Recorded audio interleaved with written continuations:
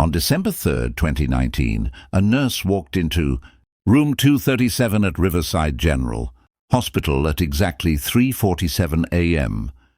When she walked out 7 minutes later, she wasn't the same person, and neither were the 12 patients on that floor. Before we go any further, hit that subscribe button and turn on notifications. Because what happened that night at Riverside General, it's still happening, and it could be happening right now in a hospital near you.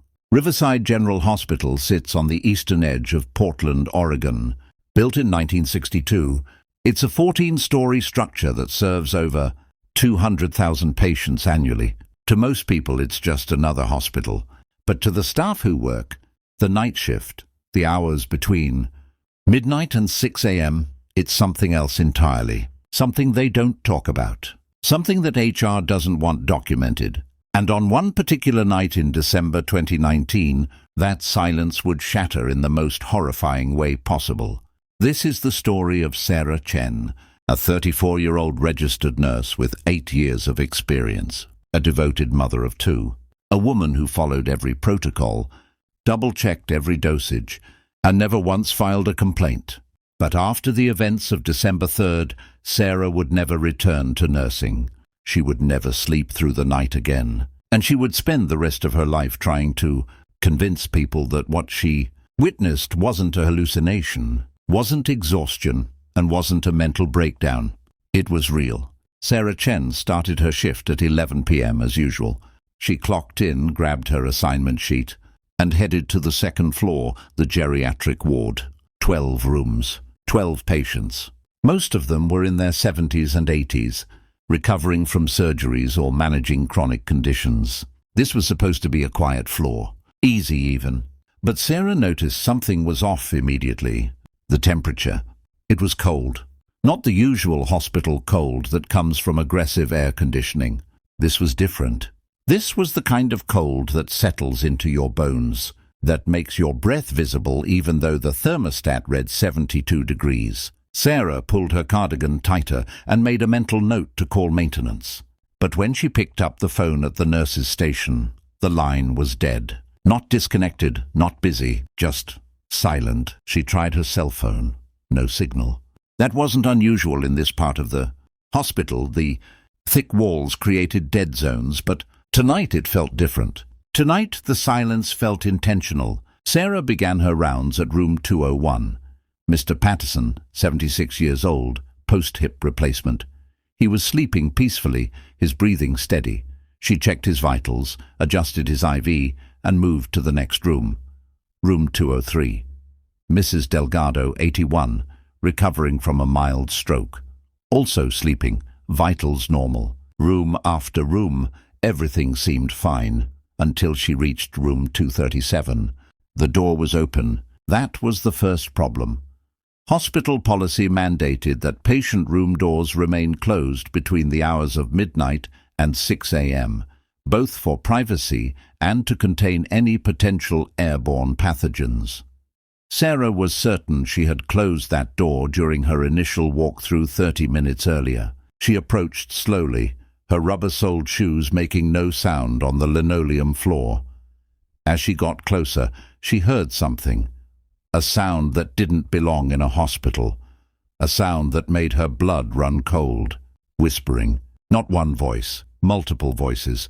All speaking at once, all saying different things, all coming from inside room 237. Sarah's training kicked in.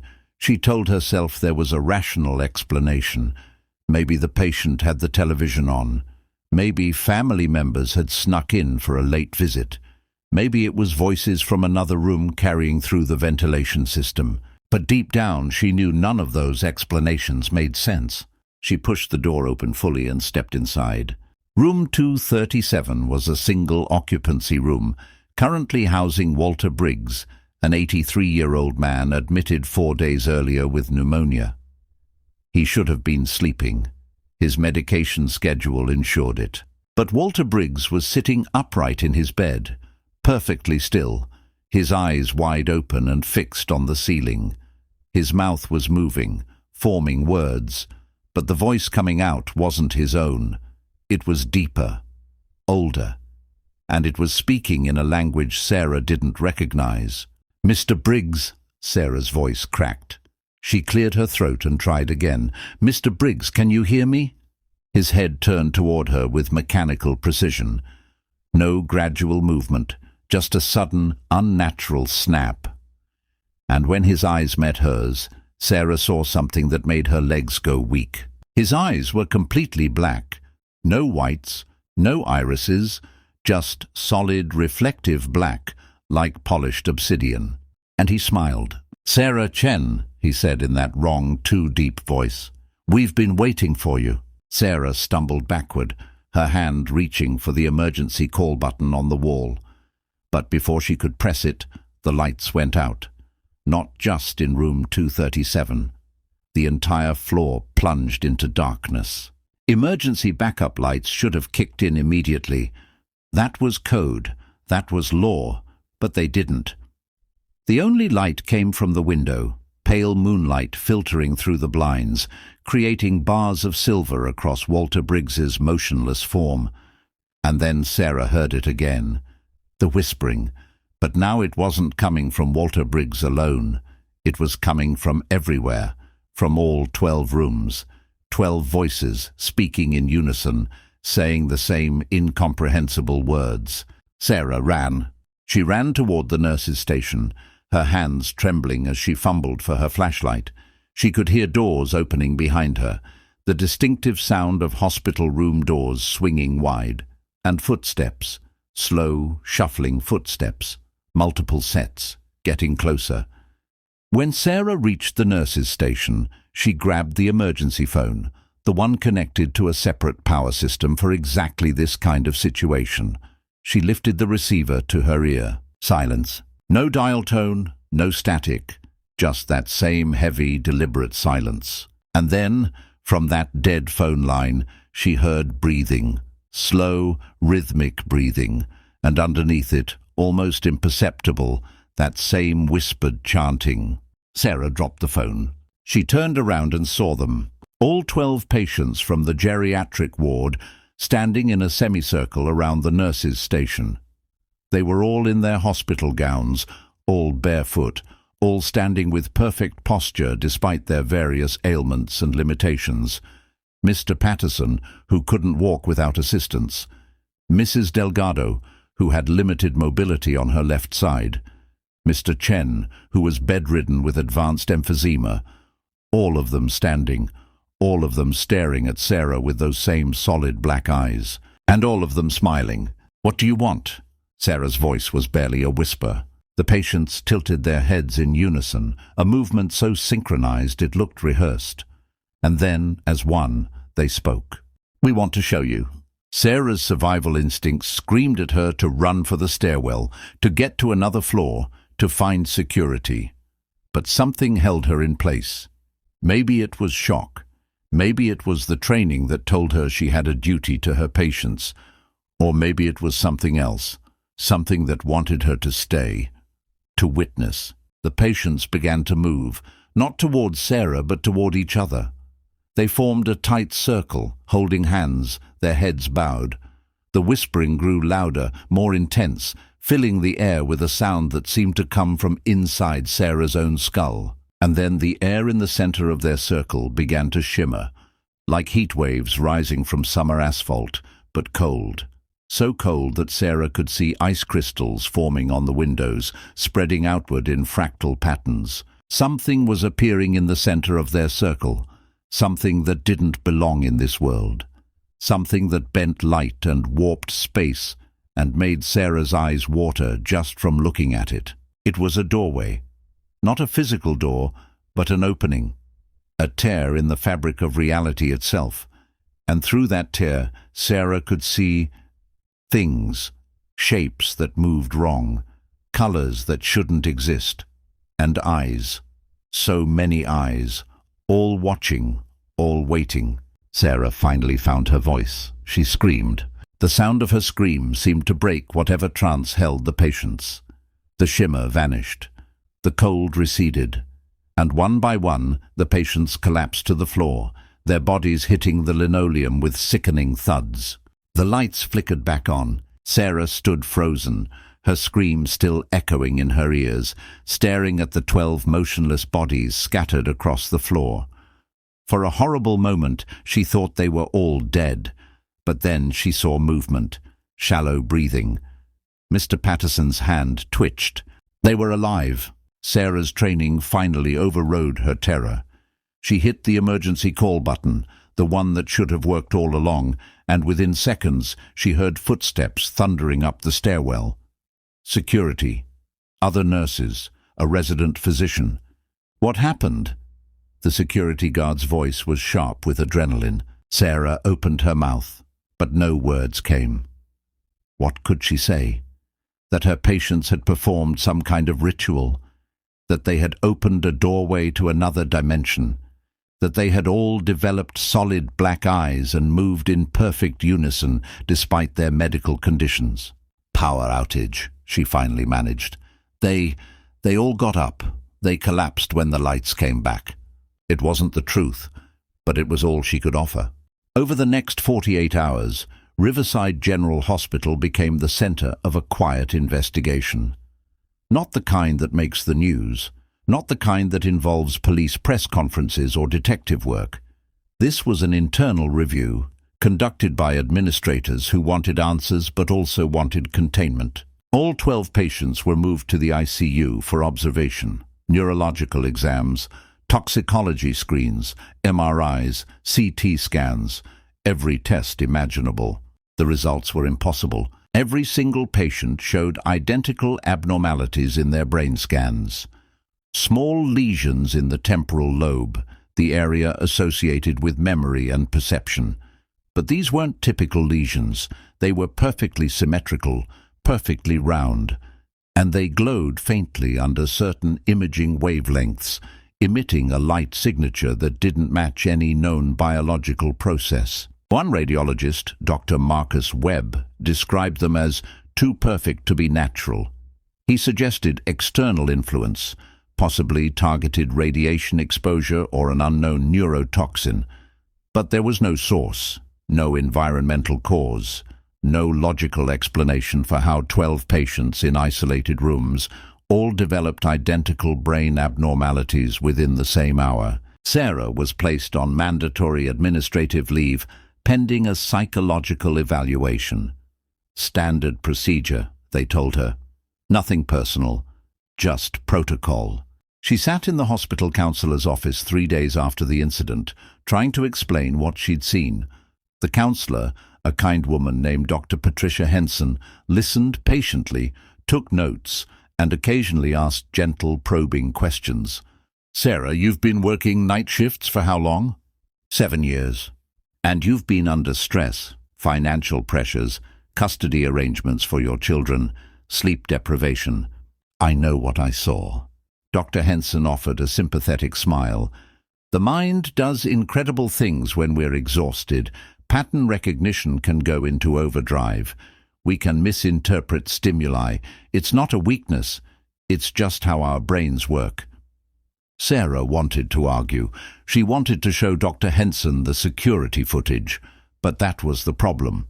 The security footage from the second floor from 11 p.m. to 5 a.m. on December 3rd was corrupted. All of it. Hours of recording reduced to digital static. The hospital's IT department couldn't explain it. Hardware failure, they suggested. Magnetic interference. Bad luck. But Sarah knew better. When she returned home that evening, Sarah's children were with her ex-husband. The apartment was quiet, too quiet. She poured herself a glass of wine and sat on the couch, staring at nothing. Her phone buzzed. A text message from an unknown number. "We're sorry you had to see that, but you weren't supposed to be there." Sarah's hands trembled. She typed back, "Who is this?" The response came immediately. Room 237 was scheduled for terminal sedation at 3:30 a.m. Mr. Briggs was supposed to be alone, but the system glitched. The order was cancelled, and you did your rounds early. Sarah felt ice forming in her stomach. "What are you talking about?" Another message appeared. "Check the records. Walter Briggs was supposed to die that night. They all were. But someone made a mistake. and now they remember. Sarah's wine glass slipped from her hand, spilling red across her carpet. She stared at her phone, her mind racing. Terminal sedation. That was end-of-life care, a process of keeping dying patients comfortable in their final hours. But Walter Briggs wasn't terminal. None of those patients were dying, unless someone decided they should be.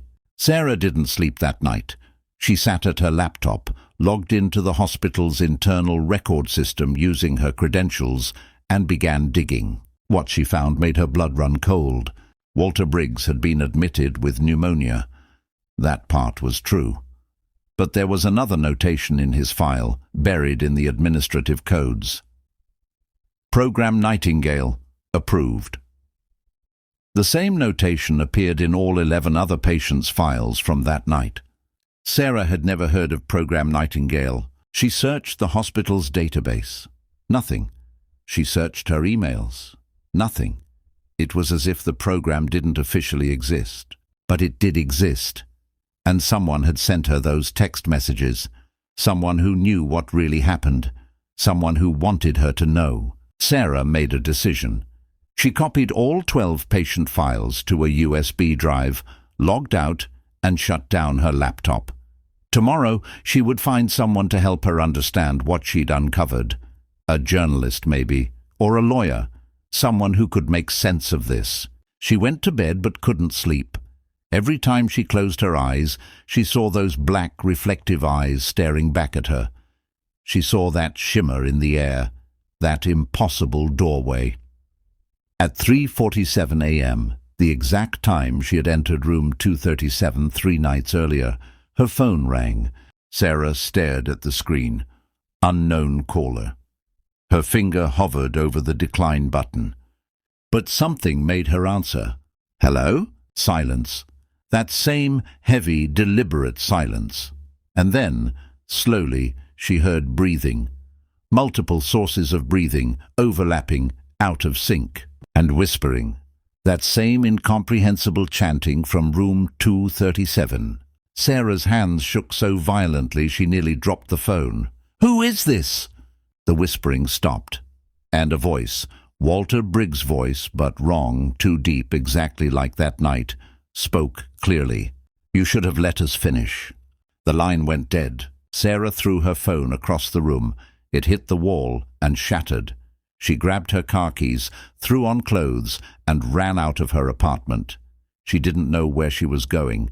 She just knew she couldn't stay there. She drove through empty Portland streets, her mind spinning.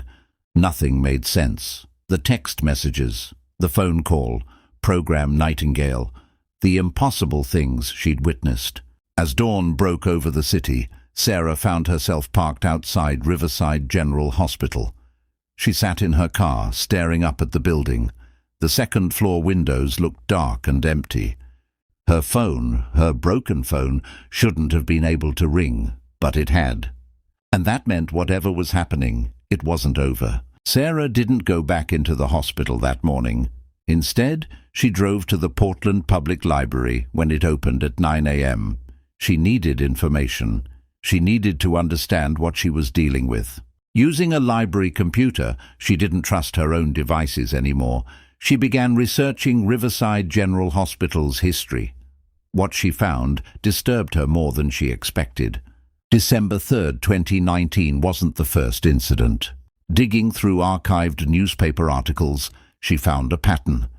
Every 5 to 7 years, there would be a report of unusual patient behavior at Riverside General, always on the second floor, always during night shifts.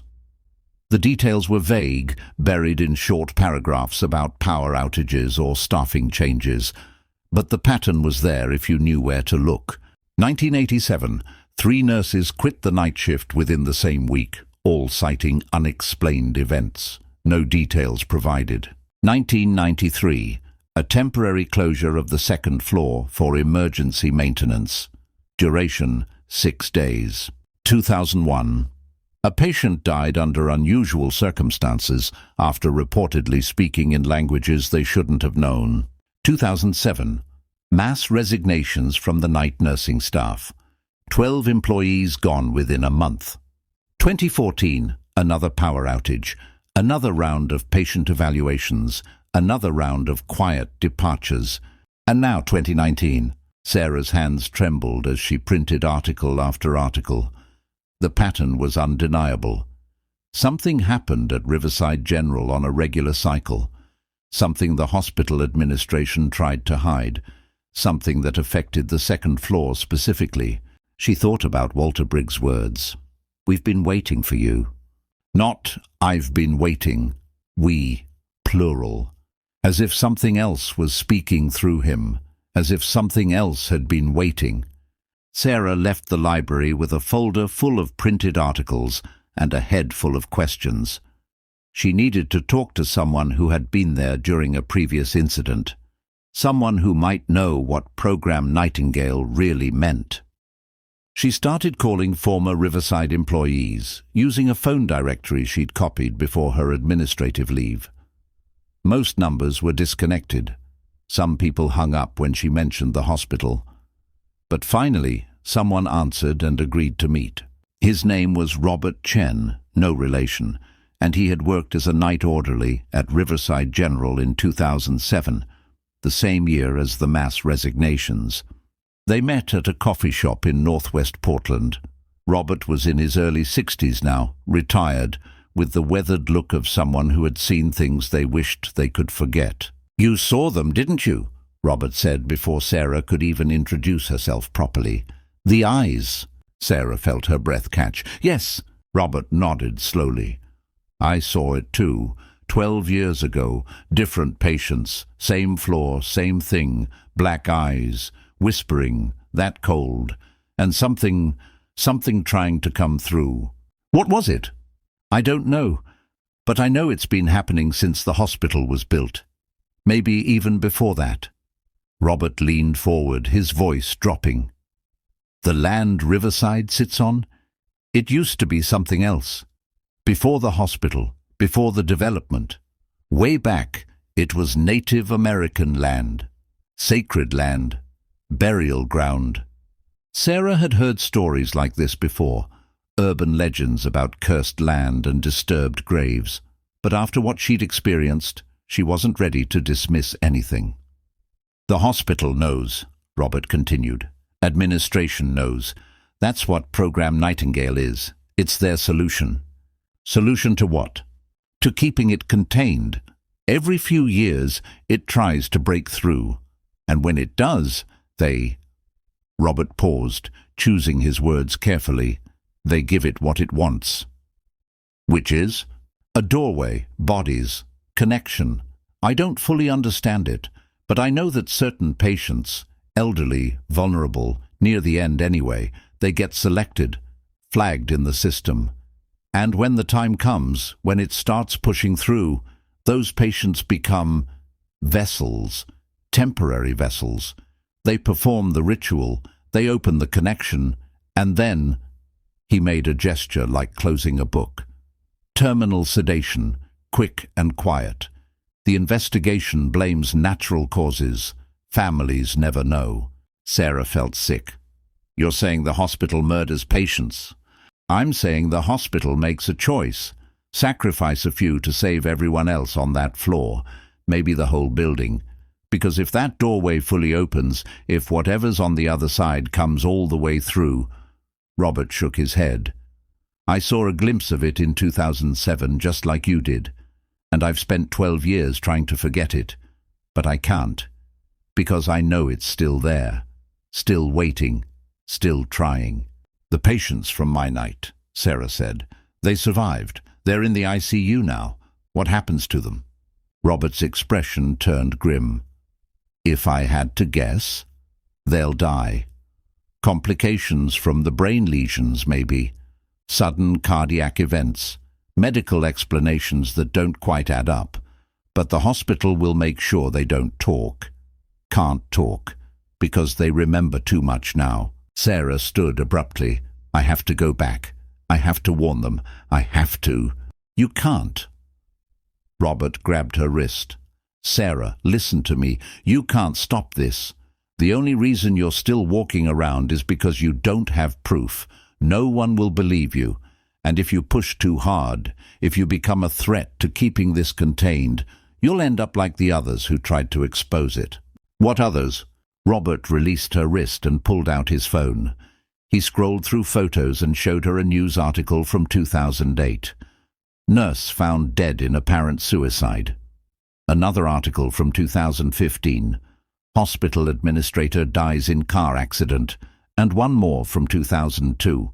Security guard disappears without a trace. "All of them worked at Riverside General," Robert said quietly. "All of them worked the night shift. And all of them knew too much." Sarah left the coffee shop with more questions than answers, but she also left with a horrible understanding.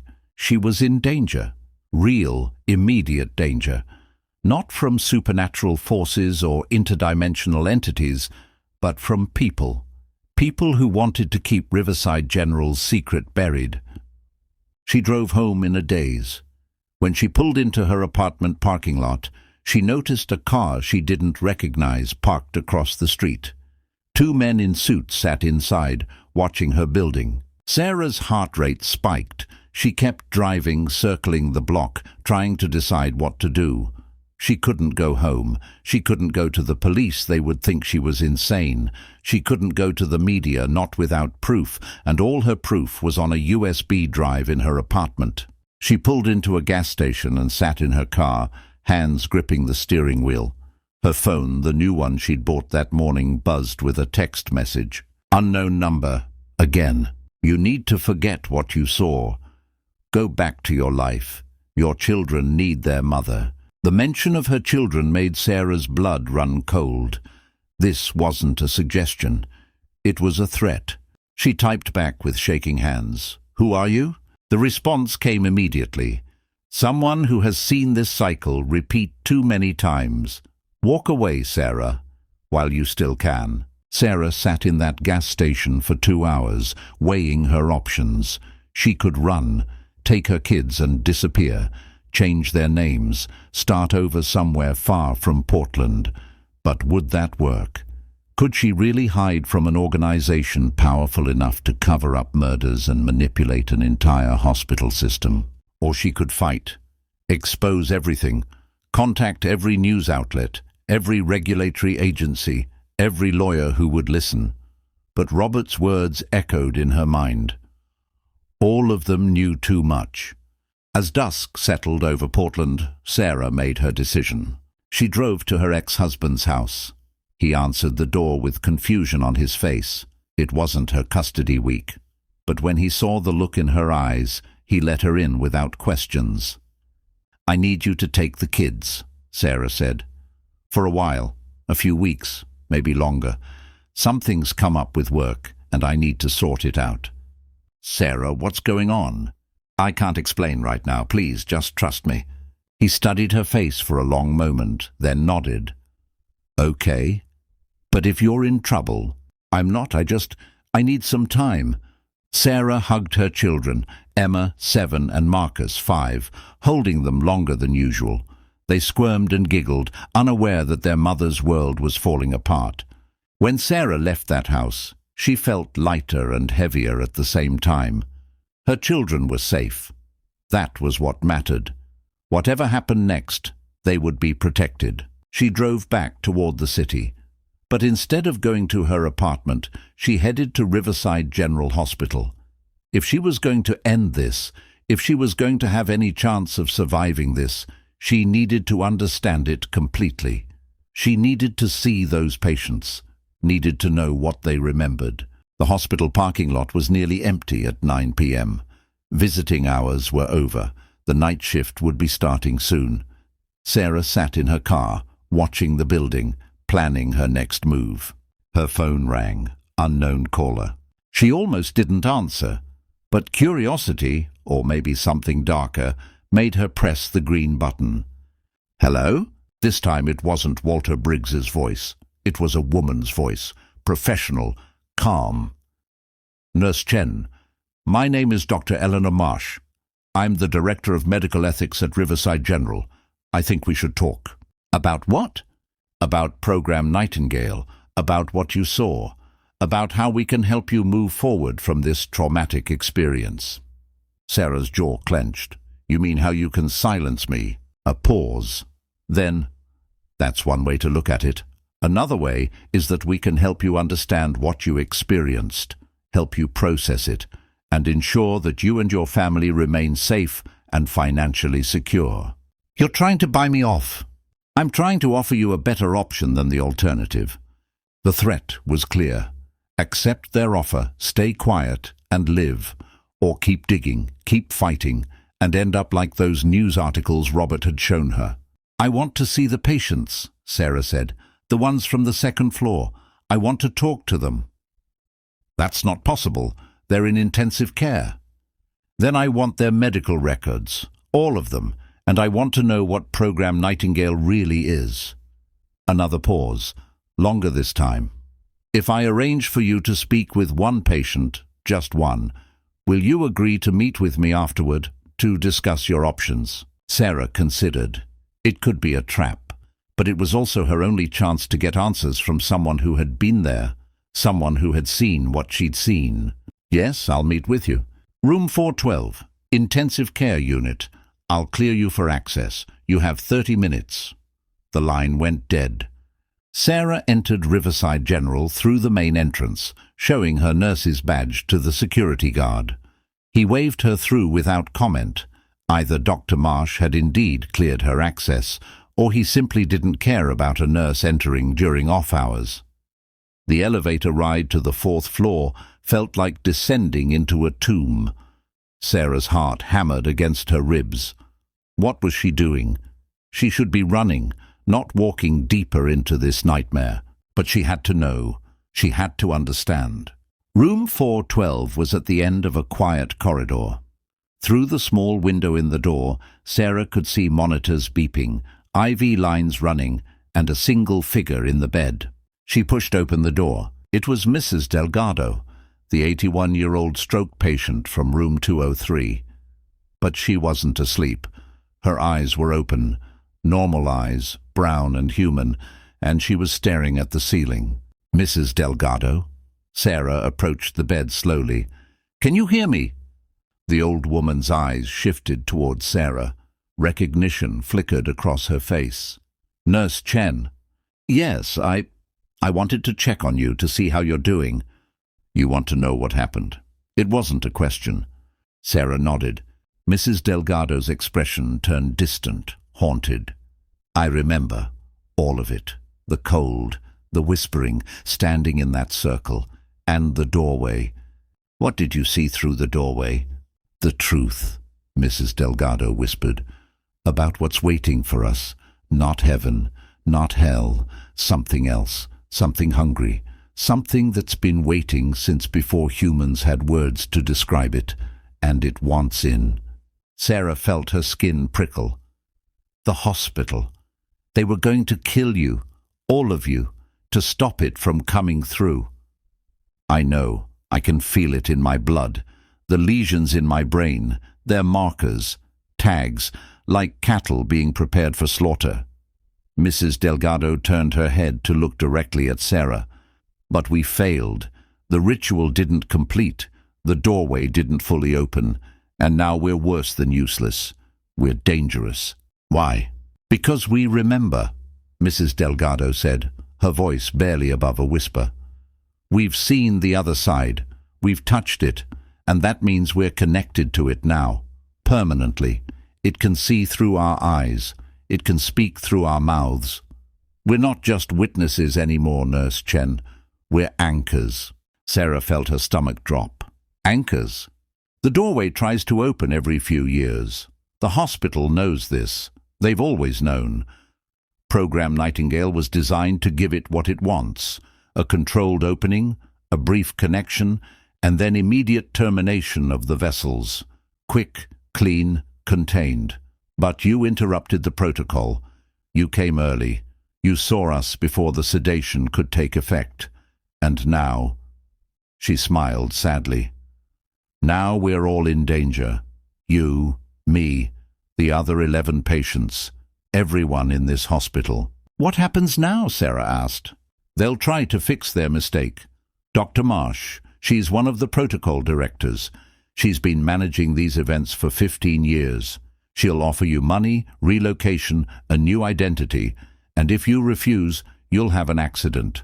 That's how it works. That's how it's always worked."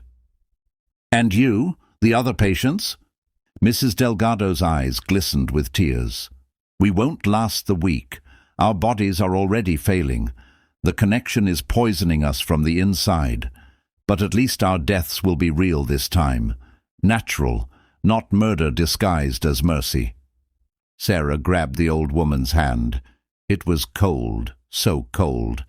"I'm sorry, I didn't know. I was just doing my rounds. Don't apologize for being a good nurse." Mrs. Delgado squeezed Sarah's hand with surprising strength. "You did nothing wrong. The hospital did. The people who built on sacred ground did. The ones who ignored the warnings did. You just stumbled into something that's been rotting beneath the surface for decades." A sound at the door made Sarah turn. Dr. Eleanor Marsh stood in the doorway, perfectly composed in an expensive suit despite the late hour. She was in her 50s with silver hair and sharp eyes that missed nothing. "Your 30 minutes are up, Nurse Chen." Dr. Marsh led Sarah to a small conference room on the administrative floor. The room was sterile, professional, with a long table and leather chairs. A manila folder sat in the center of the table. "Sit," Dr. Marsh said. It wasn't a request. Sarah sat. Dr. Marsh remained standing, her hands clasped behind her back like a general addressing a subordinate. "What you experienced on December 3rd was a confluence of unfortunate circumstances, a scheduling error, a power fluctuation, and exhaustion-induced hallucinations exacerbated by the stress of witnessing patients in distress. That is the official explanation. That is what will be documented in your file." "That's not what happened." "I know." Dr. Marsh's expression didn't change. "But that's what will be reported. Because the truth, the real truth, is far too complicated for the world to accept." She opened the folder and slid a document across the table. Sarah recognized it immediately. A non-disclosure agreement. But not a standard one. This was pages long, dense with legal language, and the penalty for violation was listed at the bottom, $10 million in damages, plus criminal prosecution for violating national security provisions. "National security?" Sarah looked up. "What does this have to do with—" "Riverside General Hospital receives federal funding through several classified programs. Program Nightingale is one of them. What happens here, what's been happening here since 1962, is considered a matter of national security. We contain it. We manage it. We prevent it from spreading." Sarah stared at the document, her mind reeling. "You're saying the government knows about this? About what's trying to come through?" "Multiple governments. This isn't the only site. There are 47 locations worldwide where the barrier between dimensions is thin, where things try to break through. Most are managed quietly. Some are monitored. A few, like Riverside, require more active intervention." Dr. Marsh walked to the window, looking out over the dark city. "The land this hospital sits on has been a crossing point for centuries. Long before white settlers arrived, long before modern medicine, the indigenous peoples knew. They performed their own containment rituals. But when we built here, when we paved over the sacred sites and disrupted the energy patterns, we made it worse, much worse. The first incident was in 1963. 37 patients dead in a single night. The entire second floor. After that, the government stepped in.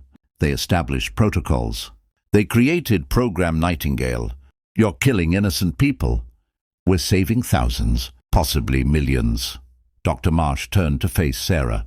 "You saw what was coming through that doorway. You felt its hunger. If that entity ever fully manifests in our dimension, it won't stop at one hospital floor. It will spread, exponentially, consuming consciousness, twisting reality, turning humans into vessels for something incomprehensible. What we do here, the sacrifices we make, they prevent that apocalypse. Sarah felt sick.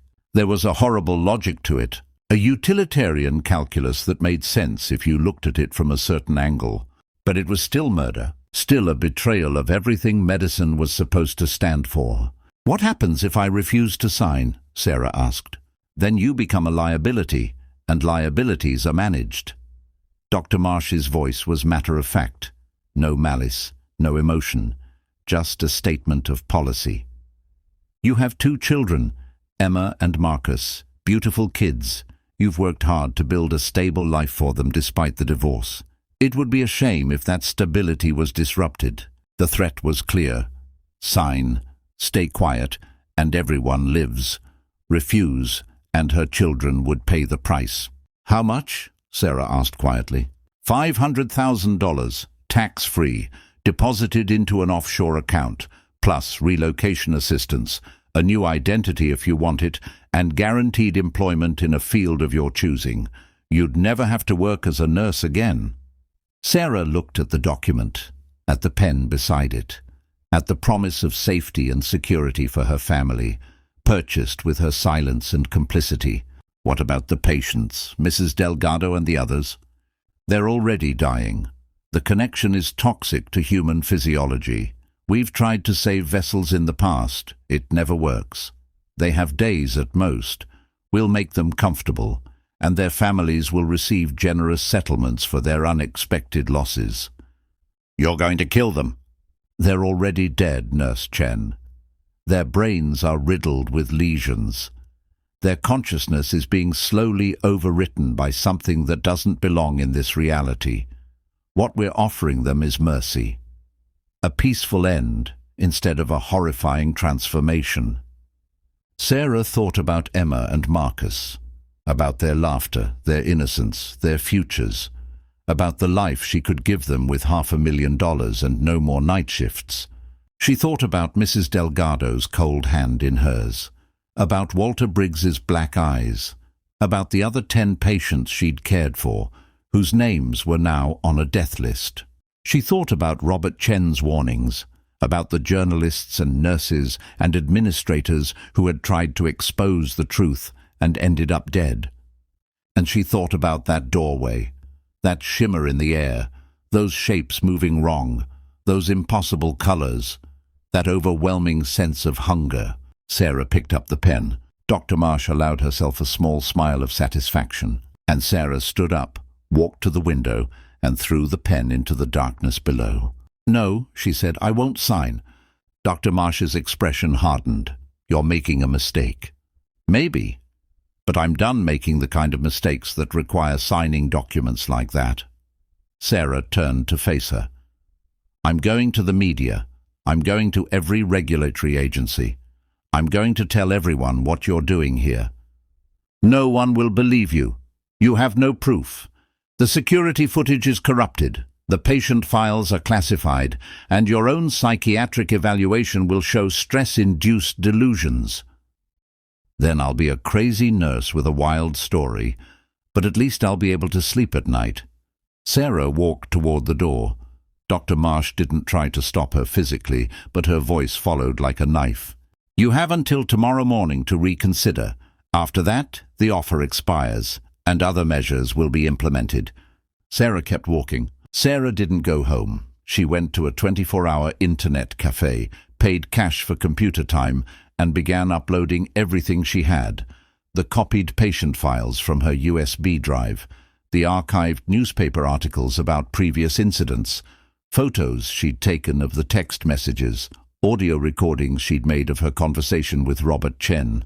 She created anonymous accounts on multiple platforms, sent encrypted emails to journalists at the New York Times, Washington Post, ProPublica, and local Oregon newspapers, posted detailed accounts on Reddit, Twitter, and conspiracy forums, uploaded documents to WikiLeaks and similar sites. By 4 a.m., her story was scattered across the internet like seeds in the wind. Most would be dismissed as creative fiction. Some would be deleted by moderators, but a few would take root. A few would reach people who could investigate, people who could ask questions. Sarah knew it wouldn't save her. Dr. Marsh's people would find her eventually. But maybe, just maybe, it would save someone else. Maybe it would prevent the next cycle. Maybe it would force the program into the light where it couldn't survive. As dawn broke over Portland, Sarah made one final decision. She drove back to Riverside General Hospital. If she was going to be killed for what she knew, she might as well go down fighting. And there was one thing she needed to do first. She needed to free the patients. Sarah still had her badge. She still knew the security protocols. And at 5:30 a.m. during shift change, the hospital would be at its most chaotic. Staff coming and going, paperwork being transferred, attention divided. She parked in the employee lot and walked through the main entrance with confidence. Security waved her through. She took the elevator to the ICU. Room 412 first. Mrs. Delgado was awake, staring at the ceiling. "Nurse Chen." The old woman's voice was weaker than last night. "You didn't sign." "No, I didn't." "Good. You're braver than I was." Mrs. Delgado smiled. "What happens now?" "I'm getting you out of here, you and the others, before they can implement their solution." "We're dying anyway. The connection is—" "I know, but you deserve to die somewhere other than this place, with dignity, with the truth known." Sarah began disconnecting monitors. "Can you walk?" "I don't know. I haven't tried since that night." Sarah helped Mrs. Delgado into a wheelchair. Then she moved to the next room, and the next. Of the 12 patients, 4 were strong enough to be moved. The others were too far gone, their bodies failing, their minds already slipping away. Sarah made a choice. She disconnected their monitors, adjusted their pain medication to maximum comfort settings, and whispered apologies she knew they probably couldn't hear. Then she wheeled the 4 survivors toward the service elevator. That's when the alarms started. Not fire alarms, not medical emergencies, something else. A low, pulsing tone that Sarah had never heard before. A containment breach alarm. "They know," Mrs. Delgado said. "Dr. Marsh knows you're here." Security doors began slamming shut throughout the hospital, electronic locks engaging. The service elevator stopped between floors. Sarah pulled out her phone and called 911. "I'm reporting a hostage situation at Riverside General Hospital. Multiple patients being held against their will. Armed security. Possible government cover-up. Send police. Send media. Send everyone." She hung up before they could ask questions. The 4 of them, Sarah and the 3 mobile patients, were trapped on the 4th floor. Sarah could hear footsteps thundering up the stairwells. Security teams. Maybe worse. "The roof," Mrs. Delgado said suddenly. "There's a helipad. Stairs are behind the North Nurses Station." Sarah ran, pushing Mrs. Delgado's wheelchair, while the other 2 patients, Mr. Patterson and a woman named Helen Rodriguez, followed as quickly as their failing bodies would allow. They burst through the roof access door into cold December air. Portland spread out below them, city lights twinkling in the pre-dawn darkness. And they were trapped. No helicopter, no escape. Just a concrete roof and a 70-foot drop. The door behind them crashed open. Security guards poured out, followed by Dr. Marsh. "This is pointless, Nurse Chen," Dr. Marsh called out. "The police won't get here in time, and when they do, they'll find a disturbed nurse who kidnapped vulnerable patients during a psychotic break. That's what the story will be. That's what everyone will believe." Sarah positioned herself between the security guards and the patients. "Then everyone will know I was telling the truth. Because people don't have psychotic breaks over nothing. You'll be discredited, medicated, institutionalized. Your children will be taken into state custody. Is that what you want?" Sarah was about to respond when Mrs. Delgado spoke, her voice stronger than it had been in days. "You think we're broken, used up, dying." The old woman stood from her wheelchair, actually stood, despite the stroke, despite the lesions, despite everything. "But we're not. We're changed." Mr. Patterson and Helen Rodriguez stood as well, All three moved with unnatural coordination, and their eyes turned black, not solid black like that night in room 237. This was different. Their eyes were mirrors, reflecting not light, but something else. Something vast. Something that had been watching and waiting. "The doorway didn't close," Mrs. Delgado said, but it wasn't entirely her voice anymore. It was layered, multiple tones speaking in perfect harmony. "It never closes. It just narrows. And we are the threads that keep it open." The security guards stepped back. Even Dr. Marsh looked uncertain for the first time. Sarah felt ice crawl up her spine. "Mrs. Delgado? She's still here. We all are. But we're not alone anymore. We're never alone. And neither are you, Sarah Chen. You touched the doorway too. You felt it. You're connected now." Sarah's vision blurred. She could see things, shapes moving at the edges of her perception, whispers in languages that predated human speech, a vast, hungry intelligence pressing against the thin fabric of reality. And she understood. Program Nightingale was never about containment, the voice said through Mrs. Delgado. It was about feeding. Every cycle, every sacrifice. You weren't closing the doorway. You were paying tribute, keeping it satisfied just enough that it wouldn't force its way through. Dr. Marsh's face had gone pale. "That's not... We were told..." "You were told what you needed to hear to continue the work. But the truth is simpler and more terrible. This entity doesn't want to destroy your world. It wants to merge with it, slowly, patient, one consciousness at a time, and you've been helping it." The three patients moved toward the edge of the roof. Behind them, the air began to shimmer with that familiar wrongness. The doorway was opening, not all the way, just a crack, just enough. Every person who witnessed the ritual, every nurse who saw the truth, every patient who served as a vessel, they all carry a piece of it now, a seed. And those seeds grow, slowly at first, then faster, until one day there are enough of them, enough anchors, enough threads. Sarah felt tears streaming down her face. How long? How long until what, Sarah? Until the merger is complete. Until there's no distinction between your reality and ours. Until every human consciousness is connected to something infinite and ancient. The voice almost sounded amused. "It's already happening. It's been happening since your species first achieved self-awareness. Every déjà vu, every shared dream, every moment of inexplicable knowing. You're already connected. We're just making that connection conscious." The shimmer expanded. Through it, Sarah could see shapes that almost made sense, architecture that bent in directions that shouldn't exist, and eyes, so many eyes, all watching, all patient. "The choice was never about stopping this," the voice continued. "It's been happening for millions of years, across countless worlds. The choice is about how you face it. Do you rage against an inevitable transformation? Do you cling to the illusion of separation? Or do you accept that consciousness is meant to connect, to merge, to become something greater than individual experience?" Dr. Marsh had collapsed to her knees, all her composure shattered. The security guards had fled. Only Sarah remained standing, staring up at the impossible doorway. "I don't want this," Sarah whispered. "We know. Most don't at first.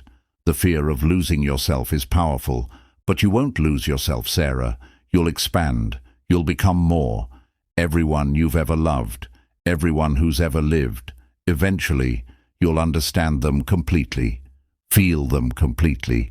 There will be no more loneliness, no more misunderstanding, just connection. And no more choice, no more individuality. Choice is an illusion born of isolation. Individuality is just consciousness pretending it's alone. We're offering you the truth." Sarah looked at Mrs. Delgado's face, still recognizable beneath those mirror-black eyes. Is she suffering? No. She's freer than she's ever been. They all are. And when their bodies fail, their consciousness won't end. It will join the greater whole. Nothing is lost. Everything is preserved, forever. In the distance, Sarah heard sirens, police, fire trucks, media vans. Her call had worked. Help was coming. But what help could they offer against something like this? The three patients turned to face Sarah one last time. "You have time," they said. "The merger won't be complete for centuries, maybe longer. Your children will live normal lives, their children too. But eventually, inevitably, everyone will be part of this. Everyone will understand. And Riverside General, Program Nightingale, will continue. The feeding must continue. But now you know the truth. What you do with that knowledge is up to you." The patients smiled, a human gesture that looked wrong on faces with mirror eyes. "You can spend your remaining years fighting the inevitable, or you can prepare humanity for what's coming. Help them accept it. Make the transition easier. That's not a choice, that's surrender. It's evolution." The doorway began to close. The shimmer faded, and one by one the three patients collapsed. This time, when Sarah checked their pulses, she found nothing. They were gone, but their faces were peaceful, almost serene. The official report stated that Sarah Chen, an overworked nurse experiencing a stress-induced psychotic break, kidnapped three terminally ill patients and took them to the hospital roof, where they suffered cardiac events due to exposure and inadequate medical support. Sarah was placed under psychiatric observation for 72 hours, then released into outpatient care. The media coverage lasted exactly one news cycle before disappearing completely. The online posts Sarah had made were quietly removed or buried under SEO optimization. The journalists who received her emails either never opened them or chose not to pursue the story. Program Nightingale continued. Dr. Eleanor Marsh was reassigned to a different facility. The remaining 9 patients from the December 3rd incident died within a week, all from complications related to their initial conditions. Riverside General received a substantial federal grant for security improvements. And Sarah Chen went back to her children. She didn't return to nursing. She took the insurance payout from her psychological trauma and went back to school for a degree in philosophy. She wrote papers about consciousness, connection, and the nature of reality. Papers that were academically well received but never truly understood. Because how could she explain what she knew? How could she tell anyone that humanity's isolation was temporary, that someday, maybe not today, maybe not in her children's lifetimes, but someday, everyone would be part of something vast and incomprehensible? Some nights, Sarah dreamed. She dreamed of corridors that bent wrong, of eyes that watched from angles that shouldn't exist, of Mrs. Delgado's voice, layered and harmonious, saying, "Everything is preserved, forever." And some nights, when the dreams were particularly vivid, Sarah woke up with her eyes reflecting things that weren't there. She never told anyone. She raised her children. She lived her life. She smiled and laughed and pretended everything was normal. But in the quiet moments, in the spaces between heartbeats, in the silence before sleep, she could feel it. The connection, growing, spreading, patient. 5 years later, Robert Chen, the orderly who had warned her, died in his sleep. Natural causes, the report said. But at his funeral, Sarah saw something that made her blood run cold. 17 people attending the service had the same distant look in their eyes, the same slight smile, the same subtle wrongness. 17 people who had all, at various times, worked night shifts at Riverside General. The seeds were growing, and Sarah understood, with horrible clarity, that she was watching the beginning of something that would take centuries to complete.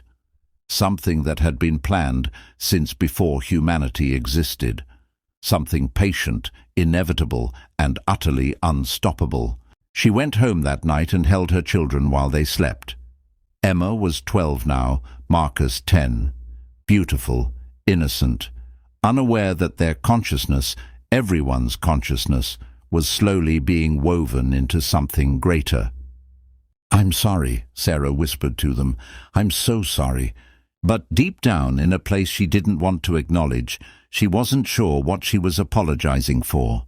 The loss of humanity as it existed, or the fact that part of her had started to understand the appeal of never being alone again.